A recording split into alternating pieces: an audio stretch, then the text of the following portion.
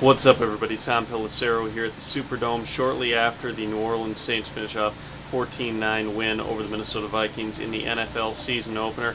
I wanted to do this video just to talk about the statistical oddities. Now, we can start with the fact that the Vikings only dressed 3 healthy cornerbacks, which basically made the Saints' game plan keep the Vikings in that nickel, to try to wear them down, to continue throwing the ball. It worked early on, but after that initial 5-play drive that led to the touchdown, the Vikings actually adjusted well and were able to at least contain the Saints' passing game.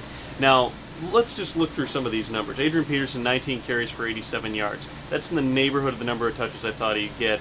The Vikings repeatedly came out with 2 tight sets, and in their base formations, they really ran very little 3 and 4 wides, and that was set up to attempt to at least give the perception that they were going to run on every play. We saw Jim Kleinsasser and Visanthe Shiancoe split out a lot. As long as they were coming out in those 2 tight personnel groups, they could ensure that the Saints would have to at least respect the run on all plays. It didn't have the effect, though, of opening things up on the perimeter. Look at the Vikings receiving numbers for their wide receivers. Greg Camarillo, 1 catch for 29 yards. Percy Harvin, 1 catch, 12 yards. Greg Lewis, 1 catch, 12 yards. Bernard Berrien, 1 catch, 3 yards. Now, Brett Favre did take the blame for some of the struggles in the passing game that he missed on several throws, which he did.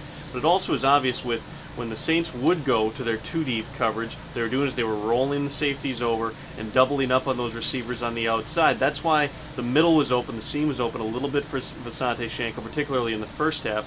He had no catches in the second half. They tightened things up. But also when the Vikings were coming out in their 2 tight sets and they were packing things into the box, the Saints were bringing down the safety and basically playing them on the line of scrimmage, daring the Vikings to go over the top.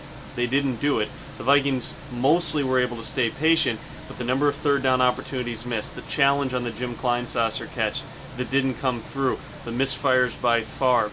There were a lot of those things. Phil Loadholt, who ends up having to play left tackle, committing a holding penalty that backs up what proved to be the Vikings' final offensive drive and knocked them back when they had already gotten into Saints territory.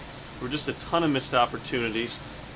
You look at some of the other numbers on this night, you've got the kick return yardage. Percy Harvin didn't do a whole lot. There were no explosive plays in the return game. Bernard Berrien, fair caught the only 2 punts kicked his way.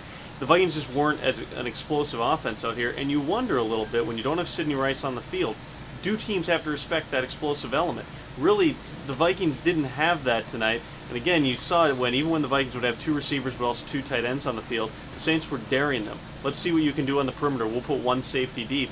The Vikings continue to run the football.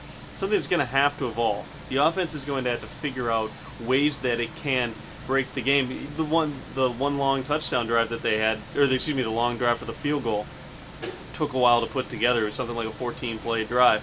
The quick drive that they did have, again, was they were going to Shiancoe. Those were the 2 long plays. They weren't making things happen on the perimeter. Percy Harvin's got a long way to go as a route runner. He's targeted 5 times tonight. Only has 1 catch. Bernard Berrien dropped a ball. Things that just can't happen for this offense. They need to be able to rely on those receivers. They're going to get a long break now before the Miami game. Really the theme in the locker room after the game was this is 1 out of 16. But let's face it, this would have been a big one for everything that didn't go the Vikings' way if they'd been able to pull it together. Now they've got 10 days to figure it out and come back against the Dolphins. Back, obviously, tomorrow with more 1500ESPN.com. For now, see ya.